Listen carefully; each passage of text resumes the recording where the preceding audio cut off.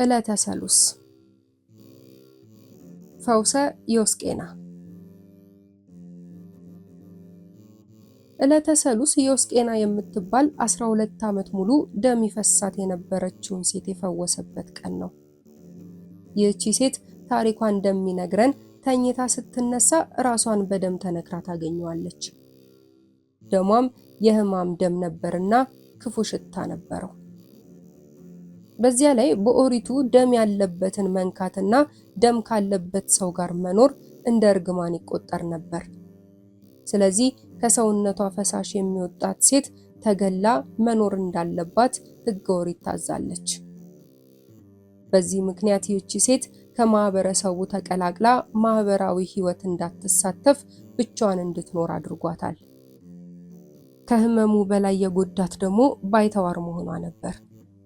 ያልሄደችበት የፈውስ ቦታ፣ ያልጠየቀችው የባህል ሐኪም አልነበረም። በመጨረሻ ግን በሚያሳዝን መልኩ ምንም አይነት ፈውስ ልታገኝ ባለመቻሏ ገንዘቧን ሁሉ ጨርሳ ከጤናዋም ከገንዘቧም ሳትሆን በሁሉም ድሃ ሆነች። ተስፋ ቆርጣ በሯን ዘግታ እያለቀሰችና ዕለተ ሞቷን እየተጠባበቀች ሳለ የጌታችንን የኢየሱስ ክርስቶስን ዜና ተአምራቱን ሰማች። ደስም አላት። እንደሚያድናት በፍጹም ልቧ አመነች። በሚገኝበትም ቦታ ጠበቀችው። ብዙ ሕዝብ ይከተለው ነበርና እያመናጨቋት አላስጠጋ ቢሏትም በትዕግስት ተጋፍታ እጆቿን ዘርግታ የልብሱን ጫፍ ነካች። ወዲያው ያለማቋረጥ እንደ ውሃ ይፈስ የነበረው የደሟ ምንጭ ቆመላት። ተፈወሰች። እግዚአብሔርንም አመሰገነች። ተከተለችው።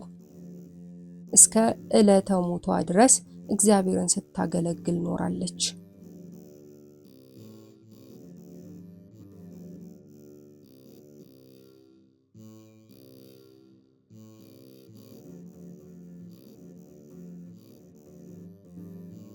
ሁለተኛው ይህ ቀን ለፈሪሳውያን ጥያቄ መልስ የሰጠበት ቀን ነው። የካህናት አለቆችና የሕዝቡ ሽማግሌዎች ጌታችን ኢየሱስ ክርስቶስ ሰኞ በተናገረውና ባደረገው ላይ አይሁድ ጥያቄ ያቀረቡበትና እርሱም መልስ በመስጠት ያስተማረበት ዕለት ነው። በዚህም ምክንያት የጥያቄና የትምህርት ቀን በመባል ይታወቃል። ጥያቄውም ጌታ ባደረገው አንጽሖተ ቤተ መቅደስ ምክንያት ትምህርት ማስተማር፣ ተአምራት ማድረግ፣ ገበያ መፍታትን በማን ስልጣን ታደርጋለህ? ይህንንስ ስልጣን ማን ሰጠህ? የሚል ነበር። ጌታችን ግን ኃይልና ተአምራት ስለሚያደርግበት ስልጣኑ ከመናገር ይልቅ የጠየቁት ጥያቄ ለተንኮልና ለፈተና ነበርና ጥያቄውን በጥያቄ መልሶ አሳፍሯቸዋል። የዮሐንስ ጥምቀት ከእግዚአብሔር ነው ወይስ ከሰው ነው አላቸው። በዚህ ሰዓት ከእግዚአብሔር ነው እንዳይሉት ከእግዚአብሔር ከሆነ እርሱ የጫማውን ጠፍር ልፈታ የማይቻለኝ የባህሪ አምላክ ነው እያለ ስለኔ መስክሯል። ለምን አልተቀበላችሁትም ሊላቸው ሆነ።